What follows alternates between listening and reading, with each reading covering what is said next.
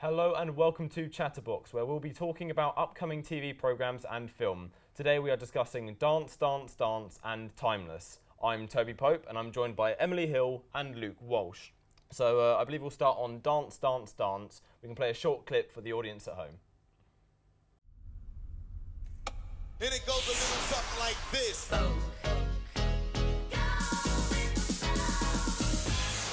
Check this out.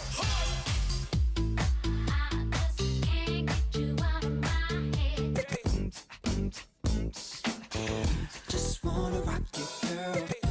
'Cause they're under my umbrella. Well, so first of all, let me ask you, how do you guys feel about the show just initially? Like, what are your initial thoughts? Strictly Come Dancing. Yeah. It's a rip-off.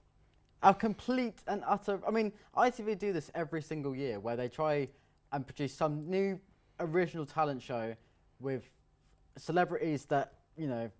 No don't one's really heard of, yeah. Well, not necessarily no one's heard of, but they don't really need the money. And they just think, yeah, it's a flop. I mean, Alicia Dixon hosting it. I mean, in the first show, she looked like a bloody Egyptian. I wouldn't say it's a complete rip-off of Strictly, because, you know, Strictly Come Dancing is ballroom dancing. It's kind of, I get the impression it's classier. It's like the kind of thing my parents would watch, whereas this is something that I would watch, not that I personally would watch in my generation. So it's sort of the celebrities dance famous dances, don't they, from sort of movies or music videos. Yeah. It's a great idea, I think, but it needs to be done well, and it's ITV just coming up with random ideas, I think, because it's a bit American, and I think it comes from an American idea from the lip sync battle. So it's a good idea, but I, again, think it's just a little bit done before. I mean, 'cause Luke, you were talking about how it's sort of like a bit of a rip-off, and the thing is, these people that are on the show, you don't really know them, they're vaguely famous. The problem that I had with the show is that they didn't really introduce any of the people on it. It kind of just got straight into it, which works for some shows, but for a reality show where I'm supposed to be rooting for the winner, or I'm supposed to be cheering on who I should be like voting out or voting in, there was no introduction. Yeah. I have no gauge on any of these people, and I just feel like I can't relate to any of their stories, little they may be. But do you think ITV with The Voice at the moment, do you think that they're trying to almost cover up Dance, Dance, Dance as a kind of secondary talent show and trying to make The Voice the main show Like to almost focus on? a support to it. Yeah. Yeah, I kind of get that impression because you've got the singing aspect, and we all know that The Voice is a little bit of a rip-off from the X Factor. And then you've got Dance, Dance, Dance, and it's a case of they've looked at shows which are good, which have brought in great ratings and people enjoy, and instead of thinking we can take the idea of this and make something new with it, they've just copied it. And as much as that's a great idea for ITV because they're going to get some money, it's not got celebrities that interest me. If it was, you know, celebrities we see on the TV, actors that we knew, then I'd be much more inclined to watch it because I want to see whoever doing a Christina Aguilera dance. But I don't really want to see someone I've never heard of who's a D-list celebrity trying to jiggle about. It doesn't interest me. I think one person on there I know, and that's the woman who plays Priya in Emmerdale, and that's it. I don't even know the actress's name. I'm an avid fan of Emmerdale. I assume you are as well, Luke. Just absolutely love it. Got better things to be doing in my time. Oh, well. Better things than watching Dance, Dance, Dance. Well, yes. Many that they may be. One thing I'm also going to ask is, what do you think about the effects that they have on the show? Like, the very first dance they did, which was the one inspired by Michael Jackson, I felt like I was just in a different place when it started happening. Like, they had this really poor 3D model of like a spaceship coming around, and I felt like I was just completely gone at that point. I think with things like that, and you mentioned the fact that it was Michael Jackson, and unfortunately he's not with us. I think with something like that, you have to be careful, and I think they were maybe bordering a little bit there on maybe offending someone. Like, I'm not a massive Michael Jackson fan, but someone who is would be like, you're butchering such a famous thing here. And the effects are trying to reel people in. Cliche? Yeah, they're to cover up the fact that the talent isn't that great, the judges aren't that great. And Alicia Dixon, I read a review on Dance Dance Dance, and they were saying about how Alicia Dixon is a dancer in her own right. And as far as I know, she did some ballet lessons when she was younger and then was on Strictly. I mean, that's not someone who I would say knows enough. So if you guys could describe the show in like one word, what would it be? Yawn. Overrated. Well, I believe that's all we're going to be talking for Dance, Dance, Dance. Join us after a small interlude for a discussion on Timeless.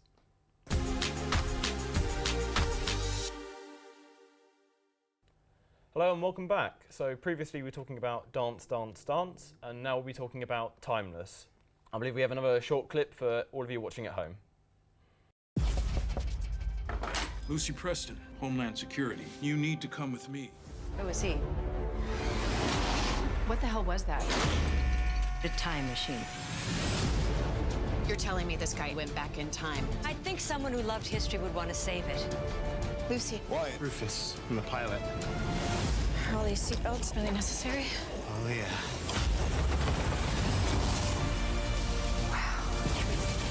It's very important we find this man quickly. He's trying to rewrite history before it's even written. If we do find him, He could change the present in ways we can't possibly predict. that's not supposed to happen, right? Timeless, a brand new show coming soon to E4. Right, so first of all, I want to ask you guys, what do you think of the show initially? It's one of those. I mean, when I first saw the trailer for it and watched the first episode, I thought, okay, so they're going back in time to rewrite history because a villain has somehow gotten away and trying to alter the timeline of history. And you think, I mean, I've seen The Man in the High Castle on Netflix, which basically portrays the world if Nazis had won World War II. Yeah. And you could see what they were trying to do, but Elements, yeah. the fact that it's on E4, it almost diminishes it for me a little bit. Like, it doesn't really, like, if it was on Channel 4, it'd be up there with Homeland, and it really could be drawing in the audiences. But in my opinion, it's yet to find its feet, I reckon. When I first saw the trailer, I thought, oh, this is quite interesting. It's nothing that I'd seen really before. I've seen that on Netflix, but I've not actually watched it.